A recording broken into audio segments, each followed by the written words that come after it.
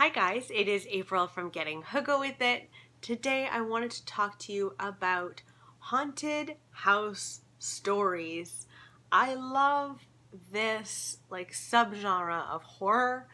It's one of my very favorites. I just love the idea of these menacing creatures that want bad things for you but you can do nothing about. With ghosts, you're stuck with them.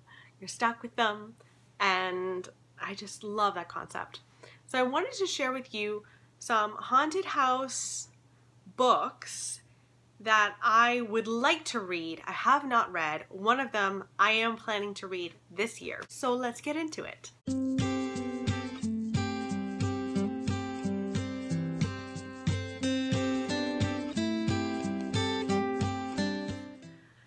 So these are books, again, that I want to read. I haven't read any of these, but they're sitting on my shelves asking to be read. And this is a really good year to read this kind of spooky story. So first up is Disappearance at Devil's Rock by Paul Tremblay. This is the only Paul Tremblay that I haven't read yet, and this is a haunted house story. This follows a mother named Elizabeth, and one day she finds out that her son Tommy has disappeared. He went to Devil's Rock with his friends and he never came back. Now, of course, everybody's hoping that he's just gone missing. However, Elizabeth starts to see Tommy in her bedroom, and neighbors are saying that they're seeing a figure looking in their windows. Pages from Tommy's diary are found scattered around the house. And she's thinking that it's a ghost. Whether it is a ghost or not is unclear, and I would love to find out. Paul Tremblay is, I think, my favorite horror author at the moment. I have read The Cabin at the End of the World, which you guys know I've talked on and on and on about that one. And then I've also read A Head Full of Ghosts. Both of them were brilliant, 5-star reads. So I'm hoping I'll feel the same way about Disappearance at Devil's Rock. So this next book is actually a collection of short stories. It's called Ghostly, and this is stunning. And it's got all sorts of short stories from all sorts of authors like Neil Gaiman, Edgar Allan Poe. So you've got some real classic horror authors. And so not all of these are based in houses, but many of them are. We've got Honeysuckle Cottage here. We've got The Open Window. We've got all sorts of stories that for sure take place in a home. So there are some haunted house stories in here, but not every single one is. Next up is, I'm not sure whether this is a ghost story or not, if I'm being perfectly honest. It's A Noise Downstairs by Linwood Barkley. This came out recently. This came out this summer. I want to say July.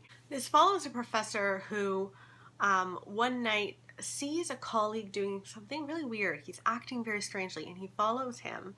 And he discovers that this colleague of his, is disposing two bodies. I think there's a confrontation. I think our main character, Paul, is injured fairly badly, and we follow him at home after this horrifying thing has happened to him.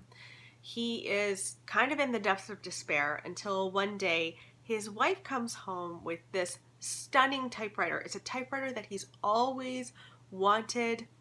This man is a writer as well as a professor, and so he decides to start to write and start to get his life back together, essentially. Until he starts thinking that there might be something wrong with the typewriter itself. In the middle of the night, he's hearing the typewriter going. He's confronted his kids, are you guys up in the middle of the night doing this? No, they're not. Is the typewriter possessed by some sort of ghost? What is happening? So I'm excited to read this. It's kind of I think it's more of a psychological thriller. Is he losing his mind, or is it really a ghost story? I don't know, but it sounds wonderful. Now for the book that I am going to be reading this year for, Halloween time. I am going to be reading The Little Stranger by Sarah Waters. This is a chunky one. It's like 450 pages. We are following a doctor who is going to call on the inhabitants of Hundreds Hall. Now, he grew up near Hundreds Hall. His mom was actually a servant at Hundreds Hall, and he remembers Hundreds Hall as this grand, beautiful home with lots of servants. But now it's down to 3 people. It's down to a mother and her 2 adult children. The son has been injured in the war, and I think the mother isn't doing so well. Her health is not very good, and that is why the doctor is there. However, he realizes as he gets to know these people at Hundreds Hall that something more sinister is at bay here, and that they're actually being haunted. Now, as a doctor, I'm assuming he doesn't come to that conclusion very quickly, or he must have experienced hauntings in this book himself to really buy it, because the whole science versus religion thing.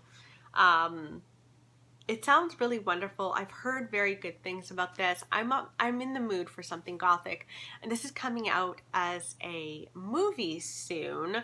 I think it's already out in the UK, and I think it was released in the US, but very small. Like, it didn't have a wide release at all. So that's unfortunate. I don't think it did very well in the box office, but once it comes out on video, I would like to be able to watch it, of course. So I have to read this first. Next up is Within These Walls by Anya Albarn. I have yet to read any Anya Albarn, and I keep hearing wonderful things about her. So I think this is probably where I'll start. And this follows a true crime writer who's kind of down on his luck. His career isn't going very well anymore. And he is contacted by a cult leader who is also a murderer, like a mass murderer. This man named Jeffrey Halcombe is on death row, and he reaches out to our main character, Lucas, and asks him, "Hey Lucas, would you like to write a book about me?"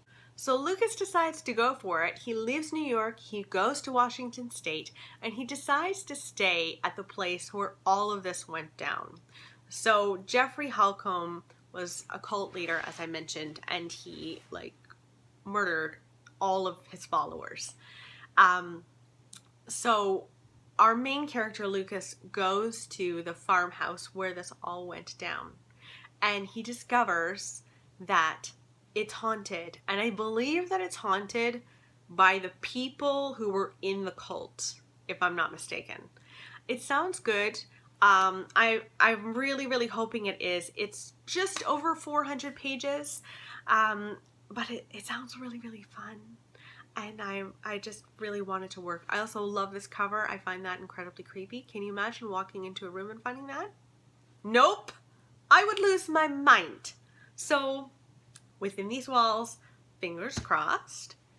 And then finally, I've got a ghost story that's a little more of a cozy haunted house story, and it's called The Haunting of Maddie, Clare by Simone St. James. I have never read Simone St. James, and I've wanted to for a very long time. I think this is one of her most popular ones. She recently came out with a book that was very popular called Broken Girls, and I think that's an asylum story. This is a haunted house story. This is set in the 1920s, and we follow a young woman named Sarah Piper, and she assists a ghost hunter. His name is Alistair. He is a World War I veteran, and she assists him at this location where a woman who was a serving maid committed suicide. She committed suicide in a barn, and it said that she haunts the barn. And they're there to find out what and who Maddie Clare was. And apparently they're in for quite a ride, because Maddie is an angry ghost. She's not a happy ghost. She's very angry. She hates men. So I'm assuming she's not very happy that Alistair's there. And maybe that means Sarah is going to be the key to finding out information about Maddie Clare. Why does she hate men? We will find out. It sounds really good, and I love that it's like a period piece as well as a haunted house story. So, yes. Let me know in the comments below, have you read any of these books and what did you think of them? Hopefully you liked them because they're all on my TBR list. Also, what is the best haunted house story that you've read and that you would recommend that someone read at this time of year? I would love to know, and I will talk with you soon. Okay, bye guys.